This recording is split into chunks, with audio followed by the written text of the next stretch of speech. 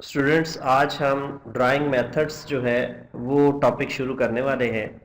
और हम इस टॉपिक में ये देखेंगे कि ऑटोकैड में जब हम ऑब्जेक्ट्स ड्रा करते हैं, लाइंस, सर्कल्स और दूसरे ऑब्जेक्ट्स, तो उस वक़्त जो हम डाटा एंट्री देते हैं वो डाटा एंट्री जो है वो किस तरीके से दी जा सकती है, कौन से मेथड्स यूज़ कर सकते हैं जिनकी मदद से हम एक ऑब्जेक्ट को ड्रा कर सकते हैं। तो सबसे पहले हम जो मेथड डिस्कस करने जा रहे हैं वो है drawing with absolute coordinate values. Absolute coordinate values क्या है, इसको समझना सबसे पहले ज़रूरी है। देखें जी, यहाँ पे मेरे पास जो है एक ड्राइंग बनी हुई है जिसमें मुख्तलिफ लाइंस को आपस में जोड़ा गया है। और ये लाइंस जो हैं ये मुख्तलिफ पॉइंट्स पर पड़ी हुई हैं। जैसा कि लेट्स सपोज के ये एक लाइन है, ये भी लाइन है, ये लाइन है, ये लाइन है। तो इस ड्राइंग को हम बनाकर देखेंगे और समझेंगे कि एब्सोल्यूट कोऑर्डिनेट वैल्यूज़ देकर ये लाइंस किस तरह ड्रा की जाती हैं। जैसा कि पहले लेक्चर्स में हम लोग डिस्कस कर चुके हैं कि ऑटोकैड में बैकग्राउंड पे जो काम हो रहा होता है वो कार्टेशियन कोऑर्डिनेट्स की मदद से हो रहा होता है कि एक एक्स एक्सिस लिया जाता है, एक वाई एक्सिस लिया जाता है, और कोई एक पॉइंट जो ऑटोकैड इंटरफेस पे हम लगाते हैं वो किसी एक्स एक्सिस और किसी वाई एक्सिस के अगेंस्ट होता है। तो अब हम देखेंगे कि ये जो ऑब्जेक्ट है ये कैसे ड्रा हुआ। लेट्स सपोज कि ये सबसे पहले हमारा जो है ये स्टार्टिंग पॉइंट है। अब स्टार्टिंग पॉइंट से पहले सबसे पहले हम ये देखेंगे कि ओरिजिन जो है वो 0 0 होता है, जो कि ऑटोकैड की स्क्रीन के लेफ्ट बॉटम पे आपको नजर आएगा। ओरिजिन 0 0। अब 0 0 पे अगर कोई वैल्यू होगी, कोई पॉइंट होगा, तो वो ये कंसीडर किया जाएगा कि एक्स कोऑर्डिनेट भी 0 है और वाई कोऑर्डिनेट भी 0 है, कि हम यहीं पे हैं, मूव हमने नहीं किया एक्स और वाई की जानब। तो अब इसी तरह हम अपने इस पॉइंट की अब बात करते हैं कि इस पॉइंट को लेते हुए हम यानी कि हमारी कोऑर्डिनेट वैल्यू क्या है, एब्सोल्यूट कोऑर्डिनेट वैल्यू इस पॉइंट की क्या है। तो वो कुछ इस तरह होगी कि 3 पॉइंट हम इस तरफ मूव करेंगे एक्स की तरफ, और 3 पॉइंट जो है हम वाई की तरफ मूव करेंगे। तो फिर हमारा ये पॉइंट जो है जब हम इसको मिलाएंगे तो हमारा ये पॉइंट बनेगा 3x वैल्यू होगी, और y कोऑर्डिनेट पे 3, तो इसकी एब्सोल्यूट कोऑर्डिनेट वैल्यू जो हो जाएगी वो हो जाएगी 3,3। तो जब हम ऑटोकैड में इसको एंटर करेंगे तो 3,3 हम देंगे। इसके बाद अब ये तो इस लाइन का जो है स्टार्टिंग पॉइंट हो गया। अब ये लेट्स सपोज कि इसका एंड पॉइंट है। अब हम ये लेते हैं, तो इसमें क्या करना पड़ेगा कि 3 तो रमेन उसी तरह है कि हम x कोऑर्डिनेट पे अब मूव नहीं किया हमने, लेकिन हमने जो y कोऑर्डिनेट है उस पे मूव किया है। हम 3 से अब 5 पोजीशन पे चले गए हैं, और हमारा ये पॉइंट अब जो होगा वो उसकी कोऑर्डिनेट एब्सोल्यूट कोऑर्डिनेट वैल्यू होगी 3,5, यानी 3 हम x एक्सिस पे हैं और 5 हम y एक्सिस पे।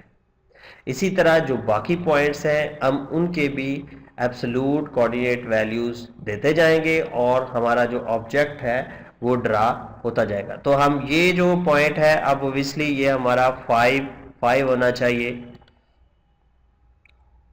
क्योंकि 5x वैल्यू है और 5y वैल्यू है। इसी तरह ये 5 7 होना चाहिए, ये 3 7 होना चाहिए, 3x है, और जो 7 है वो y है। इसी तरह ये 3 8, और इसी तरह ये बाकी पॉइंट्स भी आप आसानी के साथ निकाल सकते हैं कि x की तरफ कितना मूव होगा और y की तरफ कितना मूव होगा।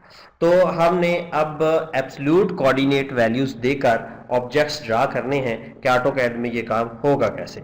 Let's come to the screen of AutoCAD. देखें जी, यहाँ पे मैं जो डायनेमिक मोड है एक दफ़ा मैं ऑन कर लेता हूँ। अब यहाँ पे मैं लाइन लेता हूं, तो लाइन पर वो सबसे पहले पूछ रहा है मुझसे, नीचे देखें, स्पेसिफाई द फर्स्ट जो पॉइंट, तो हम कहते हैं 3, टैब दबाकर अगली तरफ जाते हैं और 3, यानी 3 हमारा x है और 3 हमारा y है। तो इसने ये पॉइंट हमसे ले लिया 3,3, यानी 3x की तरफ मूव किया और 3 हमने y की तरफ मूव किया। तो अब अगला जो हमारा पॉइंट है, स्पेसिफाई द नेक्स्ट पॉइंट, तो वो नेक्स्ट पॉइंट जो हमारा होगा वो उसमें हम क्या करेंगे, हम 3 और 5 लेंगे। जो हमारी लास्ट जो ऑब्जेक्ट हमने ड्रा किया था उसमें जो नेक्स्ट पॉइंट था वो 3 और 5 था। अब यहाँ पे आपने क्या करना है, आप जरा डायनामिक मोड एक दफ़ा ऑन कर दें, क्योंकि बाय डिफ़ॉल्ट जो डायनामिक मोड में हम लोग एंट्रीज देते हैं वो रिलेटिव एंट्रीज होती हैं। रिलेटिव एंट्रीज के बारे में बाद में हम डिस्कस करेंगे। तो हमने डायनामिक मोड एक दफ़ा ऑफ कर लेते हैं और हम अपनी कमांड लाइन पे ही अब अगला पॉइंट देते हैं जो कि 3, 5 था, यानी 3 हमारा x था, कॉमा 5 हमारा ऑब्जेक्ट अब ड्रा होना शुरू हो गया है। हम कोऑर्डिनेट वैल्यूज देते जाएंगे। 5, 5 था अगला पॉइंट हमारा, 5,5, फिर 5,7, फिर 3,7, फिर 3,8, फिर 9,8 और उसके बाद 9,7, फिर 7,7। देखिए हम x और y जो एब्सोल्यूट कोऑर्डिनेट वैल्यूज थी वो देते जा रहे हैं और हमारा ऑब्जेक्ट जो है वो ड्रा होता जा रहा है। तो इसी तरह अब हम जो है जो अगली वैल्यूज देंगे वो कुछ इस तरह होगी कि